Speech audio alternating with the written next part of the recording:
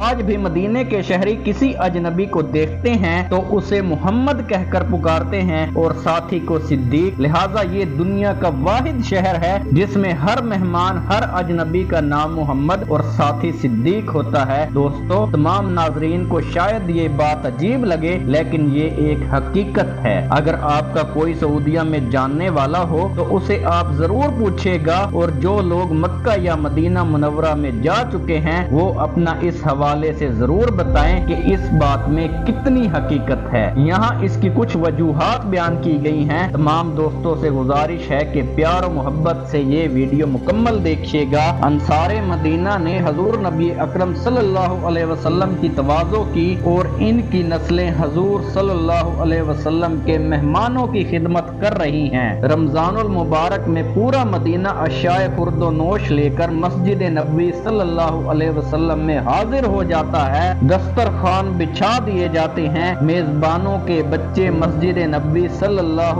علیہ وسلم کے دالانوں، ستونوں اور دروازوں میں کھڑے ہو جاتے ہیں۔ حضور صلی اللہ علیہ وسلم کا جو بھی مہمان نظر آتا ہے وہ اس کی ٹانگوں سے لپٹ کر افطار کی دعوت دیتے ہیں۔ مہمان دعوت قبول کر لے تو میزبان کا چہرہ کھل اٹھتا ہے، نامنظور کر دے تو میزبان کی پلکیں گیلی ہو جاتی ہیں۔ میں مسجد نبوی صلی اللہ علیہ وسلم میں داخل ہوا تو ایک 7-8 برس کا بچہ میری ٹانگوں سے لپٹ گیا اور بڑی محبت سے کہنے لگا، چچا چچا آپ میرے ساتھ بیٹھیں گے؟ میرا منجمد وجود لرز اٹھا۔ میں نے جھک کر اس کے ماتھے پر بوسہ دیا اور سوچا یہ لوگ واقعی مستحق ہیں کہ رسول اللہ صلی اللہ علیہ وسلم اپنے اللہ کے گھر سے اٹھ کر ان کے گھر میں ٹھہرے اور پھر واپس نہ گئے۔ وہاں روضہ اطہر کے قریب ایک دروازہ باب جبریل ہے۔ آپ صلی اللہ علیہ وسلم ام المومنین کے حجرہ مبارک میں قیام فرماتے، افطار کا وقت ہوتا، دسترخوان بچھتا، گھر میں موجود چند کھجوریں اور دودھ کا ایک آدھ پیالہ اس دسترخوان پر چن دیا جاتا۔ حضرت بلال رضی اللہ تعالیٰ عنہ اذان کے لیے کھڑے ہوتے، آپ فرماتے،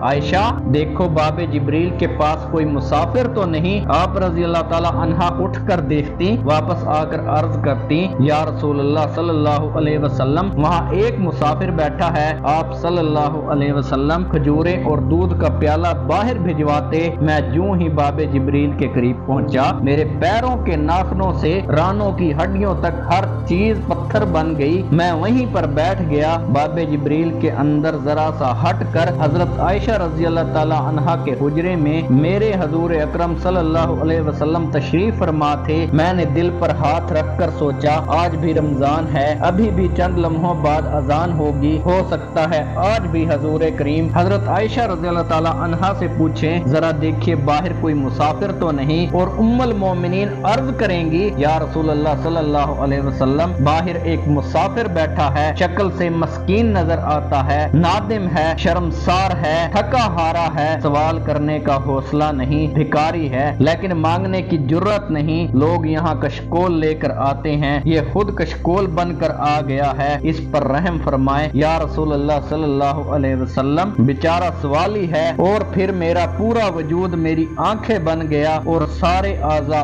آنسو بن گئے، یہ سوچ کر کہ کہیں رسول اللہ صلی اللہ علیہ وسلم کھجور کی پلیٹ، دودھ کا پیالہ لے کر باہر آئیں اور مجھے دیں اور کہیں کہ تو بخش دیا گیا، تجھ پر ہر چیز معاف کر دی گئی ہے۔ یا رسول اللہ، یا اللہ اپنے حبیب صلی اللہ علیہ وسلم کے مدینہ کی مجھے زیارت کرنے کا شرف عطا فرما۔ میرے پروردگار تیرے خزانے میں سب کچھ ہے، تیرے کن سے سب کچھ ہو جاتا ہے۔ میرے پاک اللہ میرے دیکھنے والوں کو اور مجھے زیارت رسول اور اپنے کعبۃ اللہ کی زیارت عطا فرما۔ میرے پاس زندگی بہت چھوٹی ہے، یا اللہ ایک بار اپنے گھر اور روضہ رسول کی زیارت عطا فرما تاکہ اس دنیا میں ہمارے آنے کا مقصد پورا ہو جائے۔ یا اللہ ہماری زندگی کا مقصد تیرے گھر کی زیارت اور تیرے محبوب کے روزے کی زیارت زیادہ سے زیادہ اہمیت رکھتی ہے۔ میرے پاک اللہ ہماری دعاؤں کو قبول فرما، آمین یا رب العالمین۔